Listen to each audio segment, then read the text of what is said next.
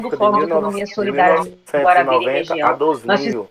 Esse trabalho tem como autores a Yasmin Guimarães da Silva, Nadjala Weissler Bezerra Cavalcante, Maria Eduarda Silva Dias e Rilva Lopes de Souza Munhoz. Não abri um, não apresentei oral. Já pode começar? Podemos sim, com certeza. Tá bom, então. Seja bem-vinda, fique à vontade. Você tem 10 minutos para sua apresentação. Tá bom, muito obrigada. De Então, nada. vamos lá, então. Bom dia. O Bom nosso dia. trabalho se chama Educação e Saúde para Povos Indígenas, Panorama Bibliométrico da Produção Científica de 1990 a 2020. Pode passar, por favor. Mais um, por favor? Ok. Para a gente começar, nós temos que entender que a educação em saúde, ela visa desenvolver um sentimento de responsabilidade, pertencimento e comprometimento, seja com uma comunidade ou para com a saúde, seja ela individual ou coletiva. Esse conceito ele também é muito importante para o bem-estar dessa população e também para desenvolver políticas públicas. Entretanto, ainda é muito escasso a educação em saúde quando se trata de povos indígenas. Pode passar, por favor? Pronto. Dessa forma, o nosso objetivo é contribuir para mapear a produção científica sobre educação em saúde indígena, usando uma abordagem bibliométrica, determinando especificamente o volume e os padrões de crescimento de citações, de publicações de alto impacto referentes à educação em saúde indígena entre 1990 e 2020. Mais um, por favor. Daí nós temos como base teórica, basicamente, Paulo Freire, que é quem fala bastante sobre a tal da educação libertadora, que seria mais ou menos um diálogo com o outro, e com esse diálogo você passa a compreender a sua própria realidade. Ou seja, esse diálogo ele é muito importante porque ele visa o seu autoempoderamento, porque é por meio dele que você passa a se perceber.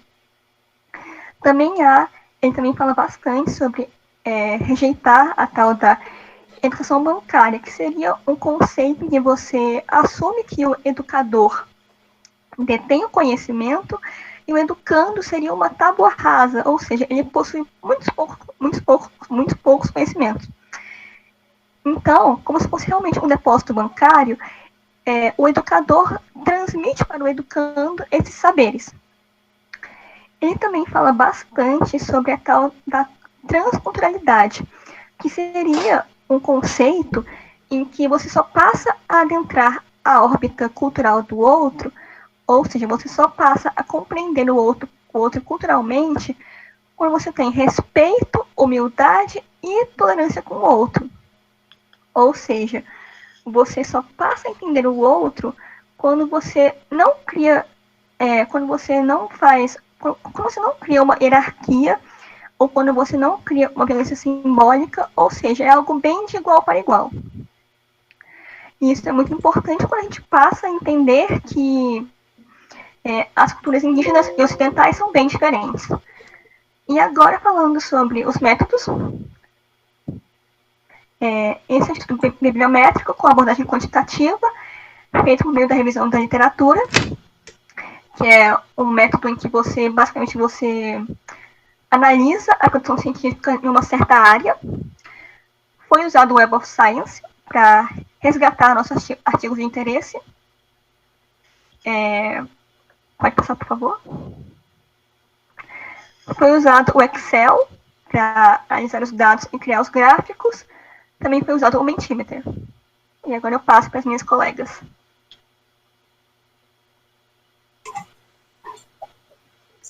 Bom dia, continuamos essa apresentação com a exposição dos resultados. Inicialmente, nossa pesquisa na Web of Science apresentou 57 resultados. Só que com a leitura dos títulos e resumos, nós percebemos que desses 57, apenas 29 resultados realmente contemplavam a temática da nossa pesquisa. O primeiro critério que nós organizamos em gráfico para análise foi o de citações. As citações, ao longo dos anos, foram acumuladas em 432 para todos os trabalhos, com uma média de 14,9 citações por publicação. No entanto, nesses 30 anos, a primeira citação de uma dessas publicações surge apenas em 2006. E aí tem um intervalo até que na década de 2010, se observa um crescente aumento do número de citações, com destaque para o ano de 2016 e para o ano de 2019. O ano de 2020, que não foi observado em sua totalidade, em virtude do tempo mesmo, tem um número muito aproximado em relação a 2019, o que ilustra aí uma tendência de estabilidade em relação a um número mais alto de citações, que reflete, de certa forma, uma melhora do alcance desses trabalhos. Nós continuamos aqui a nossa análise em relação às sub-áreas do conhecimento contempladas pelos trabalhos. Damos destaque para a sub-área de saúde pública, ocupacional e ambiental, que teve, basicamente, presença na maioria dos resultados, quase 50% deles. Também se destaca a pesquisa educacional, ou sobre educação, e os serviços de ciência na atenção à saúde. Um destaque, de certa forma, diferenciado em relação à temática, porque geralmente as áreas são mais sociais, é ciências da tecnologia e ciências da informação. Também organizamos os dados em relação ao país de afiliação dos autores. E aí nós temos a Austrália em destaque, presente em mais de 50% dos nossos resultados. Em seguida, temos o Canadá, os Estados Unidos e, em quarto lugar, o Brasil, que apresenta apenas 2 resultados. Em seguida, temos em quinto lugar Chile, Malásia, Nova Zelândia e Taiwan, com um resultado cada. Quanto ao tipo de publicação, eram majoritariamente artigos originais, com apenas algumas revisões, um relato de caso, uma pré-impressão e um meeting de congresso. Nós organizamos os escritores em uma nuvem de palavras, em que há uma correspondência entre a frequência de uso e o tamanho que o escritor tem na nuvem. Então, nós damos destaque dessa forma a populações indígenas, educação e saúde indígena, que se relacionam diretamente com o tema da nossa pesquisa e os escritores utilizados nela própria. Dentre esses escritores, nós observamos outros que se relacionam ao objeto de estudo de cada trabalho, como, por exemplo, a cessação do tabagismo ou o currículo de diversas áreas da saúde. Nós iniciamos, então, a nossa parte de discussão com o número de resultados de citações nesses 30 anos, entre 1990 e 2020. Nós consideramos que esse número de 29 resultados é um número muito baixo e que reflete muito pouco a real necessidade de trabalhos na área. Acaba exemplificando um pouco a existência de um descaso com a população indígena em relação à área da saúde e à área da educação. Faltam 2 minutos para encerrar o trabalho. E então, observamos também uma tendência de aumento no número de citações que reflete, basicamente, um maior alcance e uma melhor qualidade dos trabalhos que estão sendo publicados. Continuando a nossa apresentação, o estudo que a gente fez, foi possível perceber que a maioria dos países que tiveram resultados grandes de estudo falavam o idioma inglês, que não está necessariamente relacionado a fatores econômicos, mas sim a uma política integrada que dure bastante tempo e que seja efetiva. O país que teve mais resultados foi a Austrália, e isso é muito possível de ser visto, principalmente quando a Austrália mostrou, alguns anos atrás, um pedido de desculpa à população indígena. Pode passar. No Brasil, como Nádia já disse, a gente teve um aumento pouco expressivo. Por mais que a gente tenha políticas de saúde, a gente teve a Conferência de Alma-Ata, a gente tem essas políticas nacionais de atenção à saúde dos povos indígenas.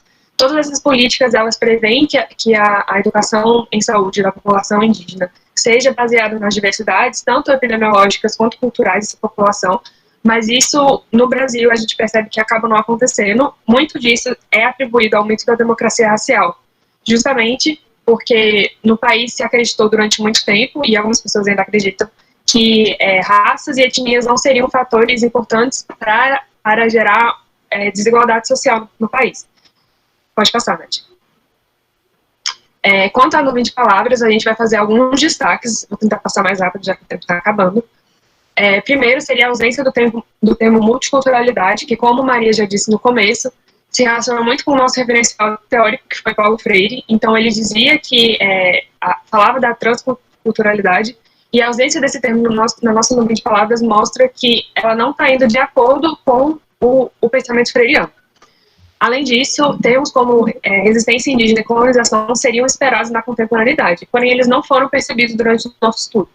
Se eles fossem percebidos, eles iriam contra a educação bancária também de Paulo Freire. Então, a ausência de todos esses termos que não apareceram vai contra o nosso referencial teórico, vai contra o esperado, né, de acordo com o nosso referencial teórico. A presença da palavra currículo é muito importante justamente para a presença desse estudo durante a formação de profissionais de saúde. E a presença da palavra método mostra bastante que, além de colocar a educação em saúde em prática, a gente também precisa criar um método para essa educação em saúde ser efetiva. As palavras como cultura indígena e etnologia mostram bastante que precisamos ter essa relação com a cultura indígena, perceber a diversidade, para justamente conseguir fazer uma educação em saúde mais plena. Pode passar. A sub-área que foi mais relacionada foi a de estudos sociais, como Nádia já disse, e percebemos com isso uma ausência de uma comunicação maior com outras áreas da ciência da saúde. O tipo de publicação que foi mais evidente foram as revisões e os artigos completos, e isso mostra muito que os autores estavam muito empenhados em produzir publicações originais. Pode passar. Agora, já estamos chegando no final. Algumas limitações que o nosso trabalho teve foi justamente em relação à base de dados, porque nós usamos a Web of Science, que é a plataforma mais indicada. Porém, nós sabemos também que existem plataformas como a Scopus e a Google Scholar Metrics, mas acabamos não utilizando. O termo educação em saúde, ele pode ter variações entre autores europeus e americanos, e justamente por isso a gente acha que alguns estudos podem ter ficado de fora. E é isso, o tempo é muito curto, então a gente vai acabar por aqui. Muito obrigada, e estamos abertos a dúvidas.